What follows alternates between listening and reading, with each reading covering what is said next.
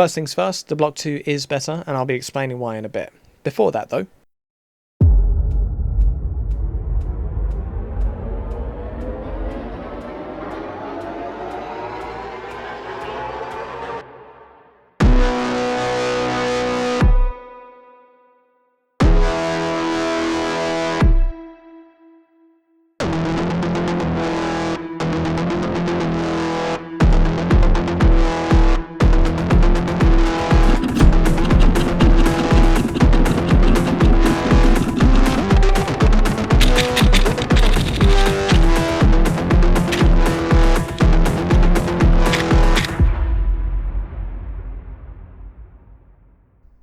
if you have any interest in US military guns, then you'll probably know the SOPMOD Block 2 and the URG-I.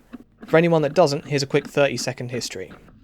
The Block 2 superseded the Knights Armament RAS for US SOCOM, and the URG-I superseded the Block 2. The Block 2 aimed to add rail space and have a free-floating barrel. The URG-I aimed to keep all this and have it all be lighter, and it does this by using the M-LOK system instead of full Picatinny. The full-length Block 2 also has a built-in ability to mount an M203 while keeping the barrel free floating, and the URG-I can also do this by rail mounting it with adapters. History lesson over, let's start with the Block 2. There are two versions of the full-size rail, one of which is a flat top and the other has a cut for the front sight post, which is abbreviated to FSP. The FSP doesn't really block your view, the reticle is far out of the way and there's still more than enough room to see what's going on in front of you. When using it with a magnified optic, it's barely visible at all, you will not know that it's there.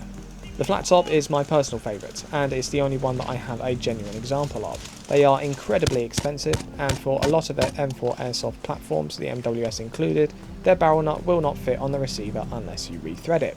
If you want a real wrist-2 without rethreading, then you'll need the nut from one of the clones, but each clone has slightly different dimensions, and there are some differences in the size of each barrel nut, so you might have trouble unless you have a lot of nuts to choose from. In broader terms of the wrist-2 overall, these rails are fairly overbuilt, and a bit heavier than they need to be. This does add up when you start adding cloney stuff like suppressors and lasers on the end, and it can cause issues if you play at a site where you have to have the gun up and ready for long periods, like CQB. The other thing the wrist-2 can do is mounting an M203 grenade launcher with these arms that drop down. I haven't seen a reproduction yet that does this. The normal mounts for the M203 do not fit under the rail, but it's possible to cut a sheet of metal, drill some holes in it, and make a very crude low profile mount that way instead. Failing that, M203s often have Picatinny mounts, and you can go that route if you don't mind them sitting a bit lower and maybe not being entirely clone correct. The wrist-2 setup also has a CQB variant, which is widely known by its naval designation as the Mark 18. This is by far the most popular variant and is generally the most popular version of M4 that you'll see in Airsoft. This uses a 10.3 inch barrel rather than the 14.5 for the carbine, and the difference in barrel length has very little effect in the context of Airsoft. It will not affect your accuracy with your inner barrel being either of these lengths. If you really do want a certain length in a barrel, then a suppressor will easily cover that length and protect it over a 10.3 inch barrel if you want. One thing to note on reproduction brands of the Mark 18, there's a company called Mad Dog that sells the AliExpress clones at a markup. Don't bother with them. I believe there are other companies that do this too. There's also the Mad Bull brand that isn't the Mad Dog brand, and they sell their own version. I don't have personal experience with them. The Mark 18 does suffer a little for rail space, but it's mostly the peg that causes trouble. There are a few ways of placing everything, but it all depends on what you want to do and how you want to do it. Next up, the URG-I. It stands for Upper Receiver Group Improved. It's the program that superseded the Block 2, and it's also known as the Mark 16 because that's what Geisley calls the rails. On a side note, wow, if proper handguards were that cheap in the UK, I would totally be rethreading my receiver to fit them. The Mark 16 rail is lighter than the wrist-2, at the cost of being slightly less resilient. It's still more than strong enough for Airsoft. This handguard also has a QD sling mount built in, which is ideally non-rotation, but this depends on the brand. M-LOK attachments are rubbish and uniformly rely on screw tension in such a way that encourages failure, and the ones I've seen so far have been Allen heads on the screws as well, which is a recipe for disaster in regards to stripping. I've stripped the reproduction BCM grip screw already, and it appears to have been an M4.5 screw, which is just a faff to get replacements for. To explain the encouraging failure point quickly. If a Picatinny mount screw fails to hold tension, then usually it results in a wobbly fixture, so your light wobbles, your laser wobbles, whatever. On M-LOK, any failure of a screw will result in the internal fixture nut rotating from the fixed position to the unfixed position. There is not an in-between. So your options are either thread locking or excessive tightness to ensure they don't ever lose tension, and I'll remind you that these screws can be made out of cheese if you don't buy the good stuff.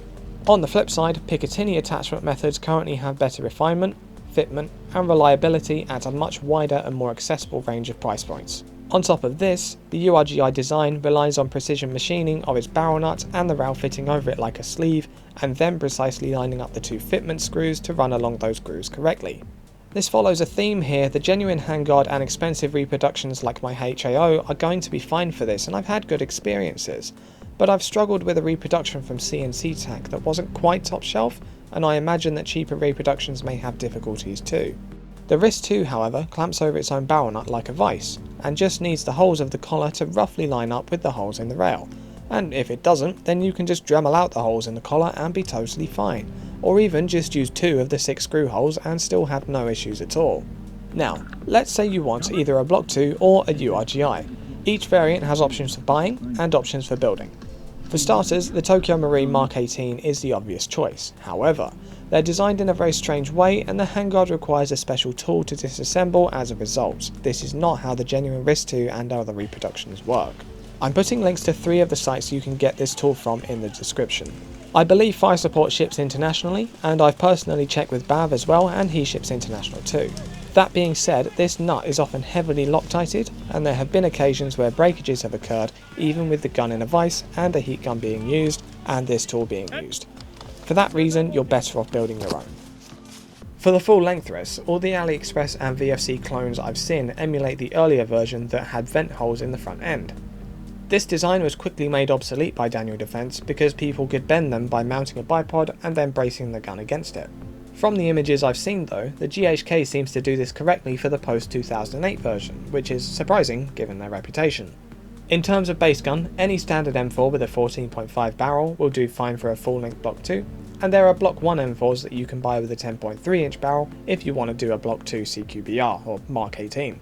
VFC has options for each of these apart from the FSP variant, and GHK has the FS. Friends don't let friends buy GHK, love yourself. On to the URG-I. Tokyo Marui only has the 11.5 inch version. Both this and the Mark 18 have normal NWS internals right down to the inner barrel length, and I've only heard good things about the URG-I offerings so far. Again, VFC has offerings here too. They do the 14.5 and the 10.3 variant that isn't issued anywhere currently. Between VFC and TM, you've got all your URG-I options covered if you want to go that route. I'm always going to be a fan of the Block 2 though. There are better ways of doing what it does nowadays, especially in the context of Airsoft where the excess durability isn't required, but it's always going to be a personal favourite of mine. That's it for this video. Get yourself a treat, get yourself a Block 2. Thanks for watching.